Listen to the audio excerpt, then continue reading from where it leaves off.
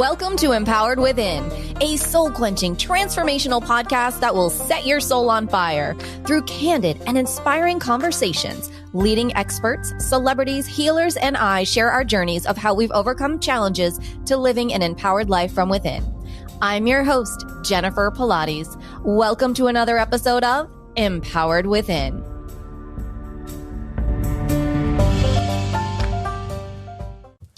Welcome to the show, everyone. I am excited to announce our guest today. Frank Soonius is the author of the upcoming book, Trapped in a Dream, Never Lose Your Drive. His book, his story, will be the key that unlocks someone else's prison. Frank helps those who are dissatisfied with the life they are living to create a life they truly want to live through his 6-step unique program where they will discover their true passion and purpose to feeling more fulfilled and alive. Frank, welcome to the show. I'm so happy we get together today. Thanks for having me, Jennifer. I'm really excited. So let's do this. Let's do this. So Frank, you and I met on an app called Clubhouse. We were in a motivational mindset and manifestation room. And I just knew from your energies that there was more to you. You had a story to tell. And I'm excited to be able to tell your story through you with my audience here today. Are you ready, Frank? I am ready. All right, Frank, at one point in your life, you were a well-known sportsman, a successful trainer and coach, a research marketer, and a loving partner. Yet one day you wrote about how you woke up finding yourself in a prison cell in Sydney, Australia. Can you describe that day, how you got there, and the feelings that you were feeling in that moment? I can still see it in front of me. It was really strange. So I was in the bed and I heard a door. There was a door and I heard a lot of keys. And somebody opened the door and he said, "Soonius, put on some clothes and come with me. There's a solicitor to see you." And I said, "A solicitor to see me? Why a solicitor? You better hurry up because you're looking at life in prison. So you better see the solicitor." I said, "Life imprisonment? What are you talking about?" He said, "Come with me and your solicitor will tell you everything." And then I asked, "Where are my clothes?" And he had a laugh. And he said, "They're there." And I looked and they were all green stuff and with a big number on the top. I said, "What is that?" "Frank, don't make me get angry.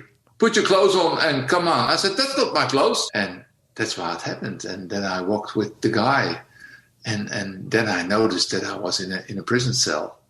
And I went to see that solicitor, and that solicitor told me what happened. And he asked me for $100,000 Australian dollars, to do my case. And if I didn't have the money, how much money I have to do the case. And then I said, "Oh, I will find out, and I'll let you know." And he gave me a business card, and the guard took me away again to my cell. But before I was at the cell, there was another solicitor there who also saw me in the newspaper somewhere, who also said to me, "Listen, I want to do your case." And that day, four solicitors come to see me.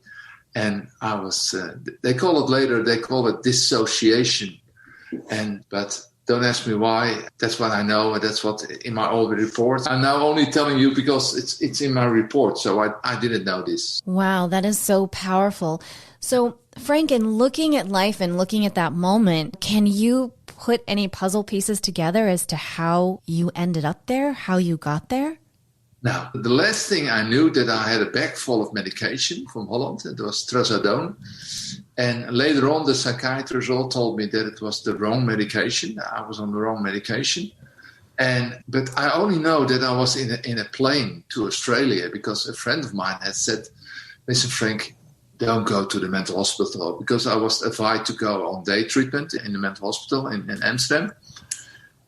And he said, "Frank, you have to go. You have to find yourself. You go. I've got a house on Bondi Beach, one of the most beautiful beaches in Sydney.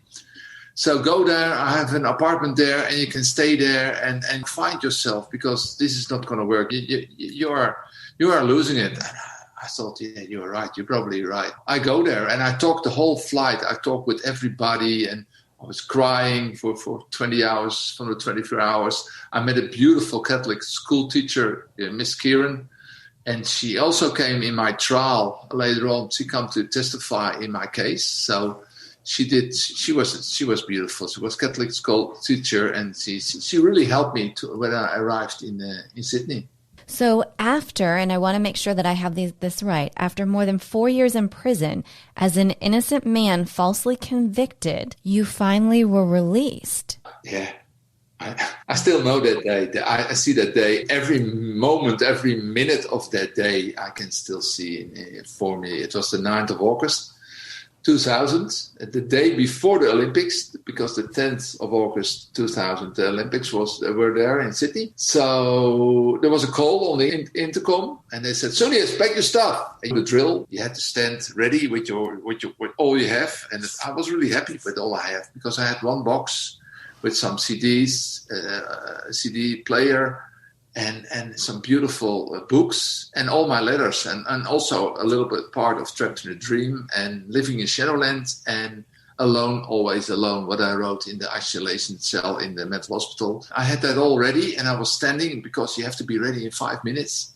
So I was standing in front of the door, and then the zoomer goes, and the bell rings, and the door opens, and normally there's somebody standing there with shackles and handcuffs and everything. But this time there was a beautiful, big, blonde woman who looked at me and asked, I've seen her before, and she always said goodnight when there was time to go to bed.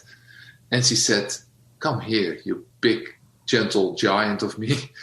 And she gave me a big hug. And when she gave me the big hug, she said into my ear, "It's time to go home, Frank, and you deserve it so much. So please start living your best life, and you deserve it. And I will miss you. It's time to go." And I can still feel the shiverings now all over my body. And because I said to her, what do you mean? What do you mean? And she said, "Sign this paper, and in 2 hours you're on the plane to London, and from London to Amsterdam, and we're going to notify your family you are going home." Do you know now how that came to be? Yeah, I know everything. And I still have a court case now in Switzerland, because the High Court, because I still fight that they put me in jail. And I know what happened. It's sad. It happens almost every day here in Holland with the customs, and the customs in Australia.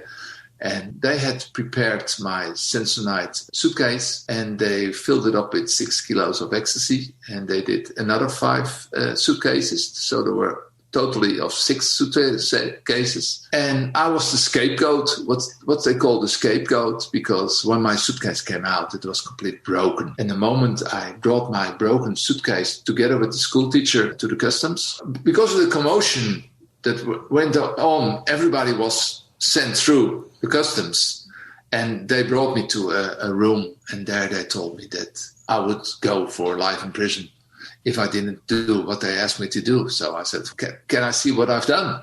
And they say, "No, they are there. Believe me, they are there, and we know that you are used, but listen now to us, and you have to listen to us, and we are your only friend here now. You can save yourself and you can help us, or you don't do anything and you go for life in prison." I did everything I could, and it's all in my book, and it's a crazy story. It's Mission Impossible 1, 2, 3, and 4 in one book, because what happened after I was arrested and what they did with me and the whole trial, I describe it in a few chapters. And I took it all from the trial transcript. If you read it, you still don't believe it. And it's all here. It's exactly from my trial transcript.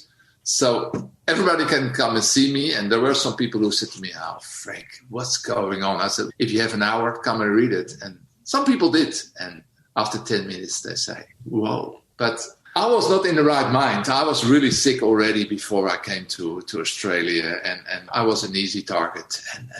But a lot of people are easy targets. Believe me, a lot. That is amazing. So now, when can we read your book? I'll be really honest with you. Every time they hold the book back, because it's like the story. I don't know if you ever saw A Few Good Men, when Tom Cruise is interviewing Jack Nicholson in the witness chair. And "I want to know the truth," Tom screamed to him. And then Jack Nicholson said, "Can you handle the truth?" And so many people I know now don't want this to come out because I know I'm right because I'm going to publish it. I'm really right. And also what the Dutch embassy did and everything, they did nothing. And they are ashamed what is coming. And so many lawyers had to see what's going to be in the book. But that's not to me anymore. So it is improved now and everything is now right. Some things had to be changed. But it's my truth now. I'm not going to listen to nobody anymore or what I have to say or what I can't say. This is the truth. And the truth is always the truth, even if nobody believes it. And a lie will always a lie, even if everybody believes it. And that's my truth. And I've got everything to back me up. Otherwise, I cannot publish it because everything is now on paper. And so I'm really happy. I'm relieved now. It's in the last stage of the layout. And my editor was bad, but the last few days it's coming together. And yeah, I send it now this is it. There is nothing more. So it must be printed. And my foreword is going to be a surprise because they have sent my book to a few important persons and who wants to write my foreword. And some people who want to help me as Bobby Schuller from Hour of Power. And I asked Nick Vujicic, the man with no arms and legs, to be my charity in my book. So I want to give a percentage of my book to charity, the Life Without Limbs charity of Nick Vujicic.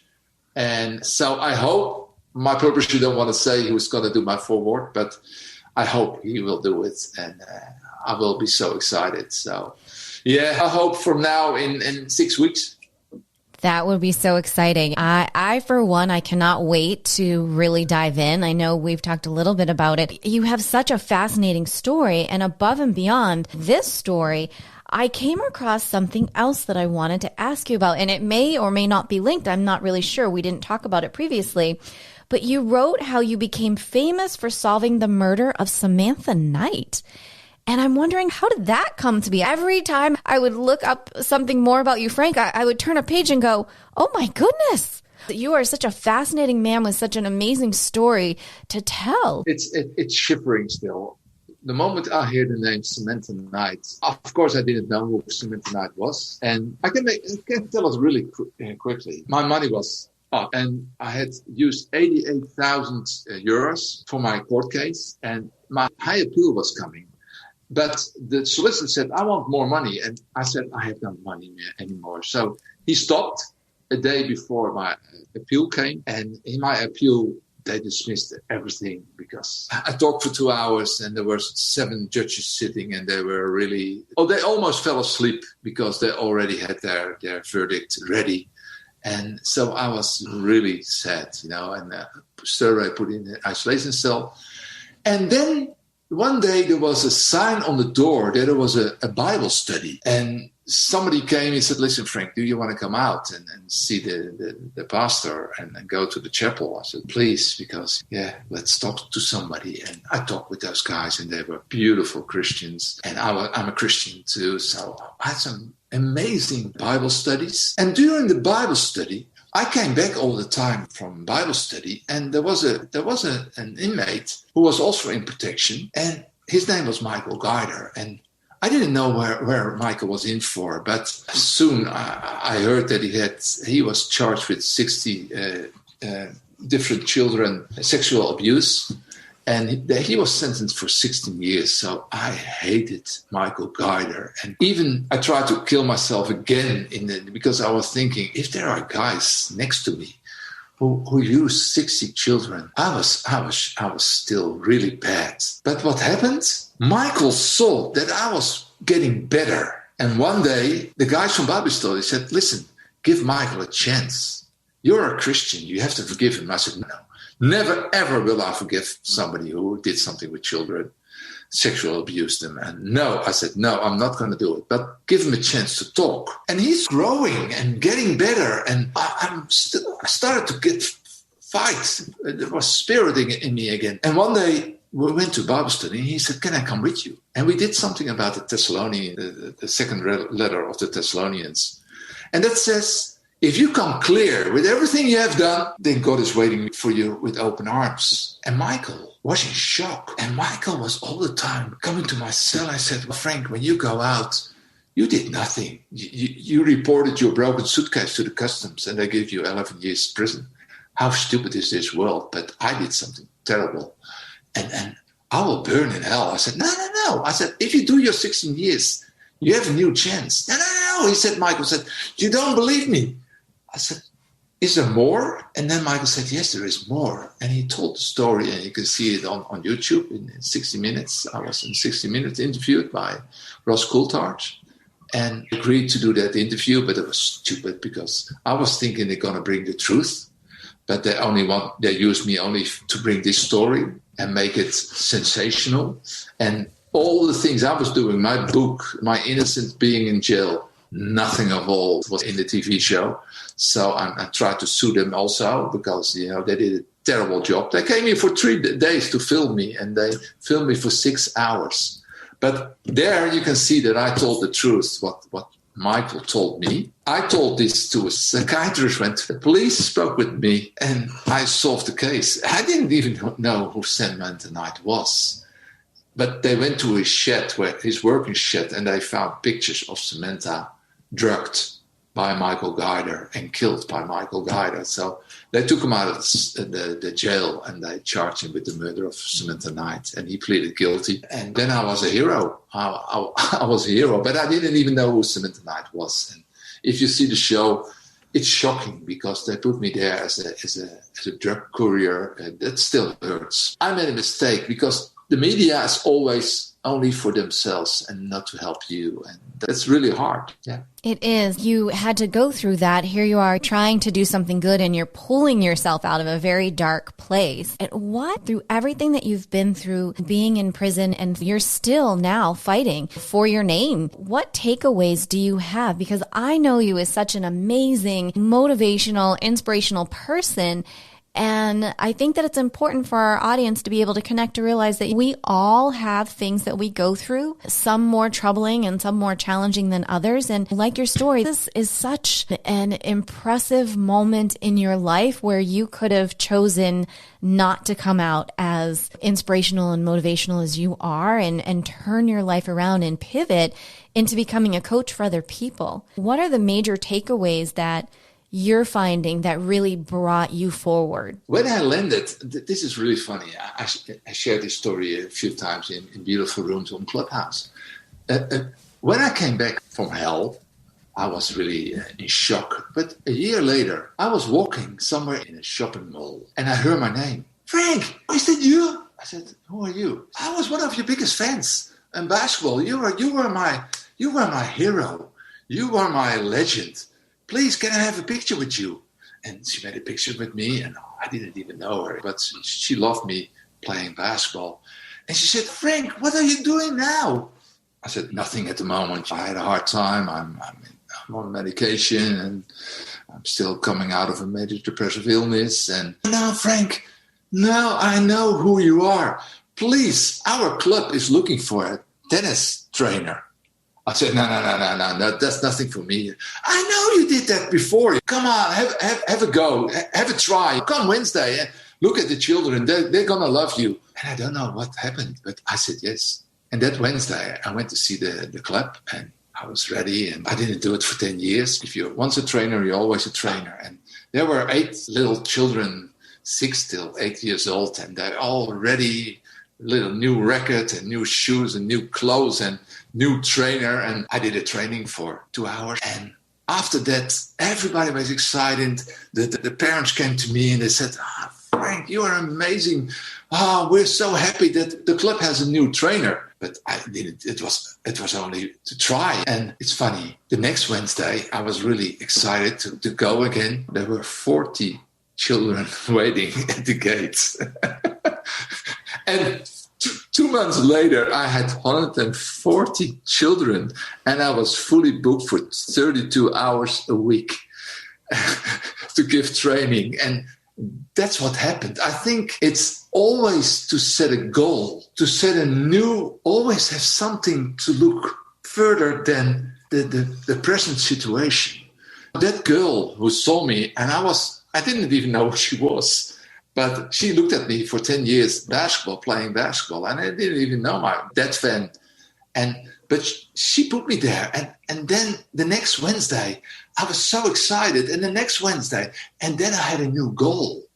And when you have a new goal, it is your purpose, because I'm born to do this. It's really funny.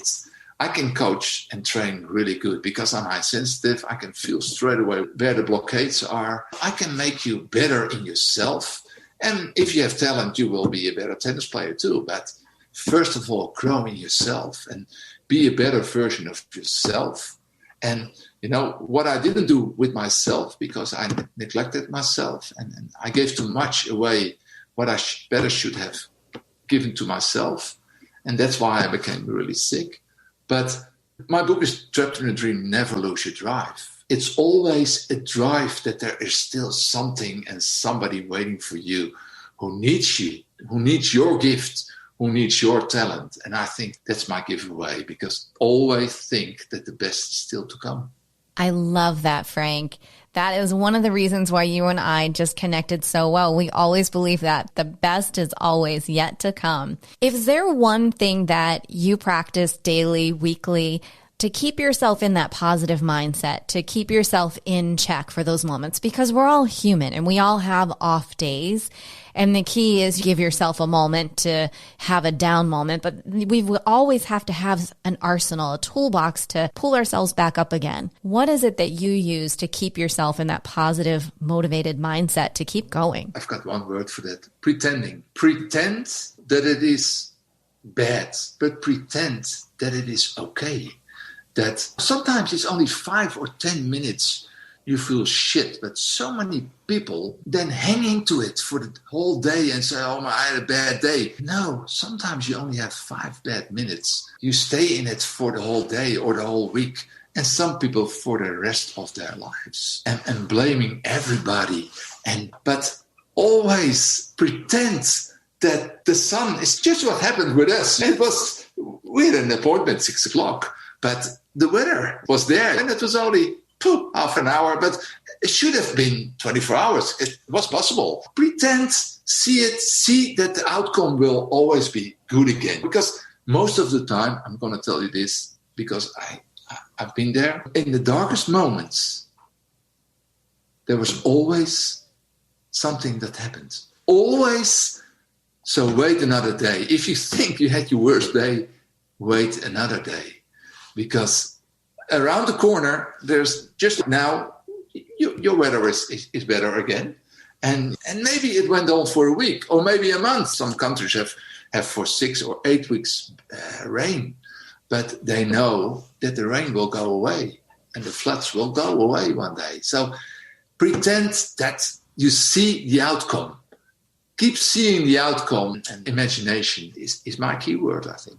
That's great. I love that. It's so true. And it goes back to something I always say. You'll probably giggle at this one. I always say, fake it till you make it. So just like you, it's imagining, it's seeing it, it's feeling it, it's going for it, and it's believing it, and just keep going, because you're doing it for yourself, and then you are the ripple effect to those around you.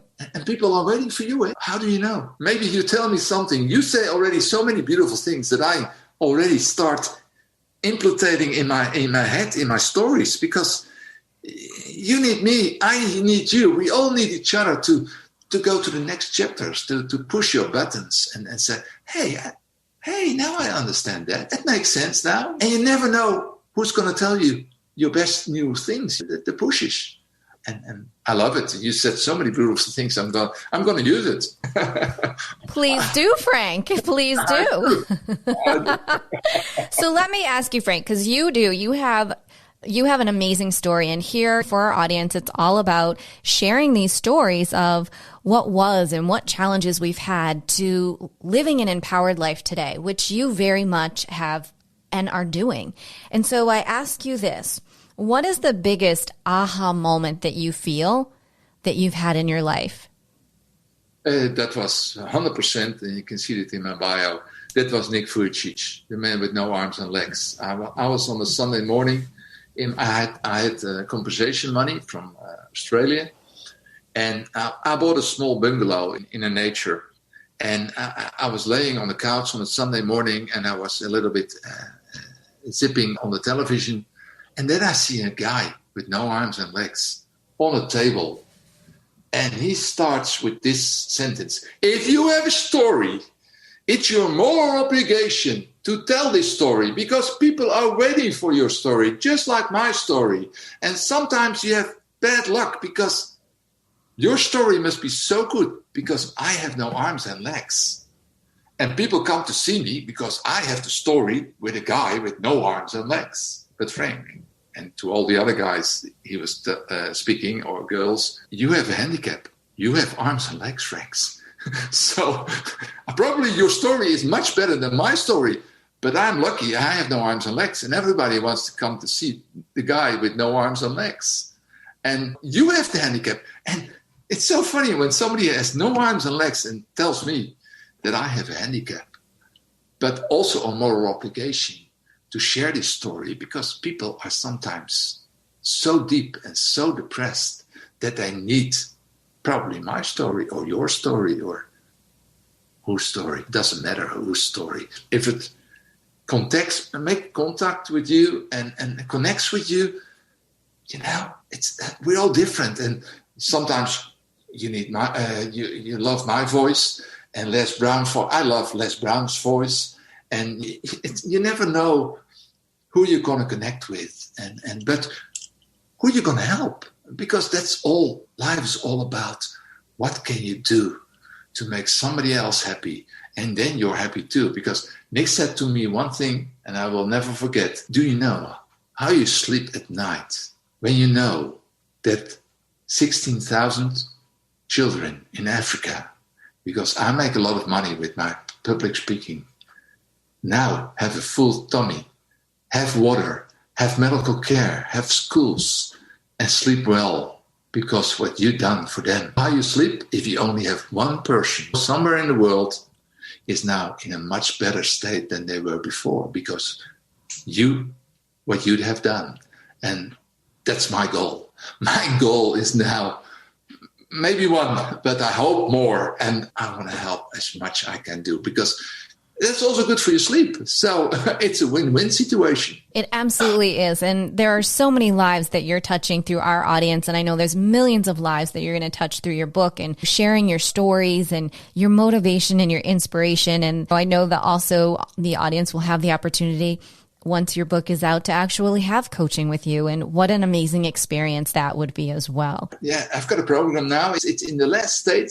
It's the recording that's a little bit, maybe I have to talk with you about the recording, because I've got some problems with the recording, but all the slides and all the program is ready to go. I have to find a way. And I don't know if Pete from Clubhouse, the man with the duck on his head, in the stages to connect with him in London, and then let's go. He wants to do something together with me to become from an entrepreneur to an ultrapreneur.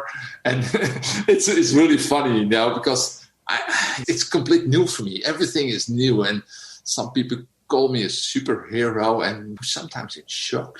What's happening? Because I have to allow that to myself. I never saw that, but I saw myself for a long time as an empty patient. But I'm now a dream driver, and I want to drive you to the best dreams of your life and everybody, and put a heart in it, and live your gift and live your talent and be the best you. And I love doing this. And even if there's money in it, I love it, because I can give it away in Africa and have my own village maybe. But if there's not money in it, I don't care either, because it's my moral obligation. This is my purpose. This is my passion. And I'm going to do it, and nobody's going to stop me. Thank you so much, Frank. I can't even thank you enough for sharing your story, your heart, your soul. You have touched so many lives today on our show. I'm so honored that you're willing to come on with us today. Can you tell our listeners, Frank, if they want to connect with you, be it social media or your website, where can people find you? Yeah, they can find me on Instagram, and there you can also see my website. And on Facebook, Trapped in a Dream is my business page. And the book is the business page, Trapped in a Dream. And the book, then there you can see exactly what is going on. Everything what you post on Instagram goes to Trapped in a Dream business page. And I've got my own page. And it's also funny, the photo the girl made for me, that she posted it on Facebook, on her Facebook. And she put under it, meeting basketball legend Frank Soonius. And that selfie she put on. And the next day I had 800 followers. That's amazing. Then when I started, and then in one day I had 800 more, only because she said, meeting basketball legend Frank Soonius. The power of your name and your picture and the energy coming through it. It's so, for me, it's all new, because I loved my work as a tennis teacher. I'm now 60 and it's really hard because there are still children. I did 15 years I give lessons and they still send me messages on Facebook and on Messenger, I wish we had still training of you, Frank. And that's really funny because that was always my thing, training and coaching and pushing. And I love doing it. And now I do it, hopefully, again, that's my goal. So you will. You're going to dream it and you're going to do it. Frank, one more time, can you tell me your website address? trappedinadreambook.com. Wonderful. Thank you again, Frank, for being on our show. Thank you to our listeners so much for joining us here today. And as we always say, until next time.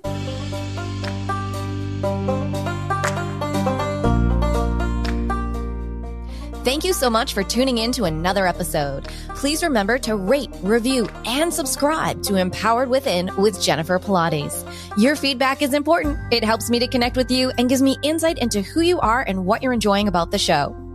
For today's show notes and discount codes from today's sponsors, head over to jenniferpilates.com. Until next time, may you live an empowered life from within.